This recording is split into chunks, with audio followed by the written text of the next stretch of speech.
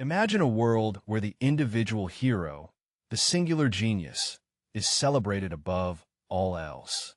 A universe built on the breathtaking talent of one man, one woman, whose brilliance alone carves a path to victory.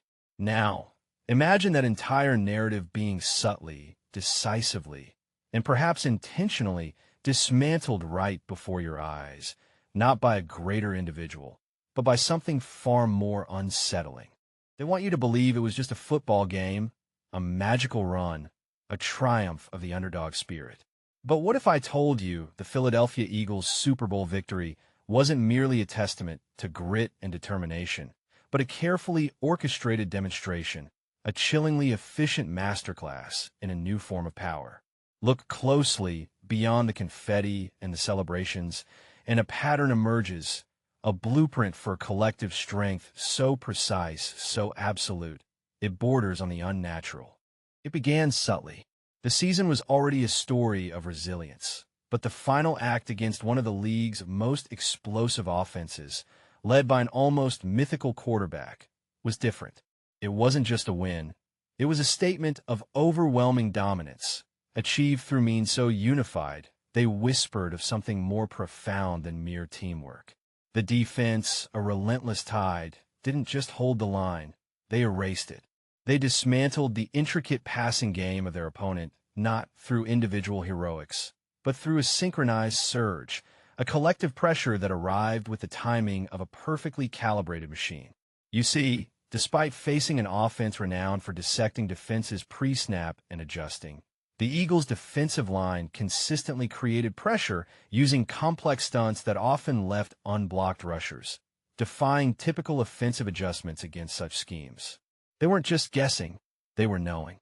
The Eagles' defensive linemen moved as one organism, their movements predictive, almost prescient.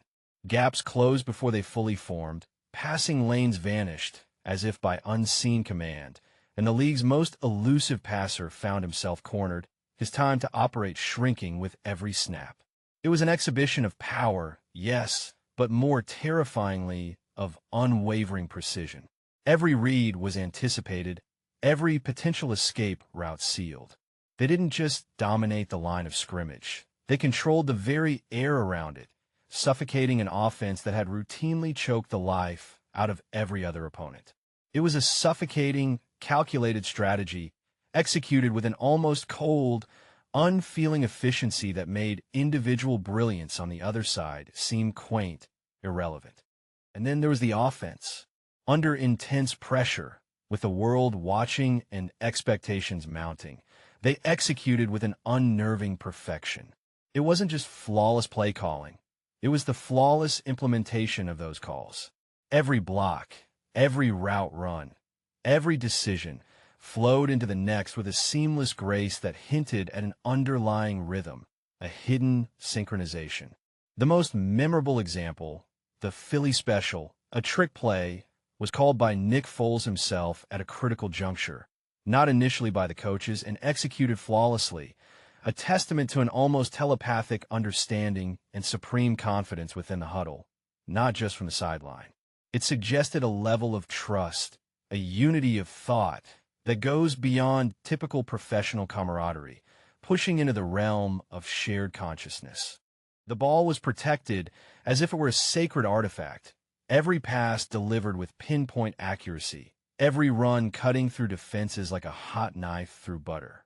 They didn't just score points, they answered every challenge, every surge from their opponent, with an immediate, crushing response. It was relentless, an unbroken chain of perfect execution that defied the chaotic nature of high-stakes football. You could feel it, an almost tangible force, guiding their every move, neutralizing mistakes before they could fully manifest.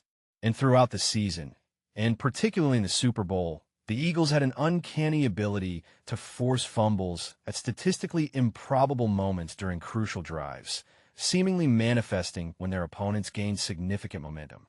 It wasn't luck.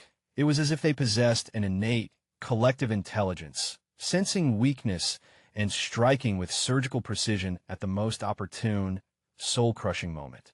The narrative they sold you was of resilience, of a team overcoming injuries and doubters. And while that's part of the story, it masks the deeper truth.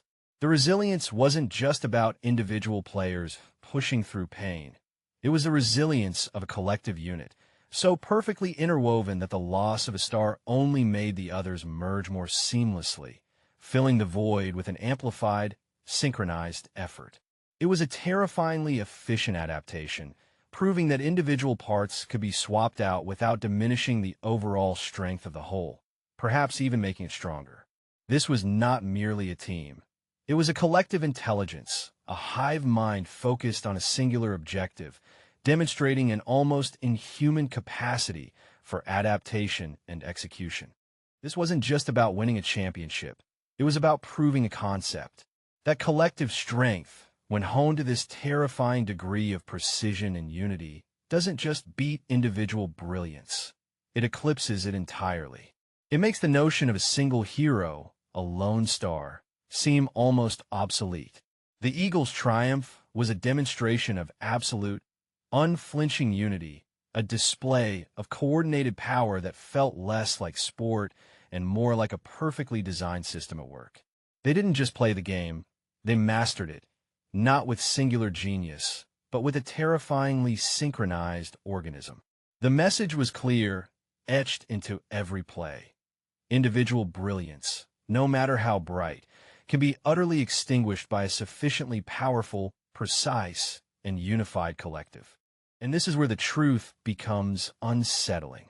Consider the implications, not just for football, but for everything.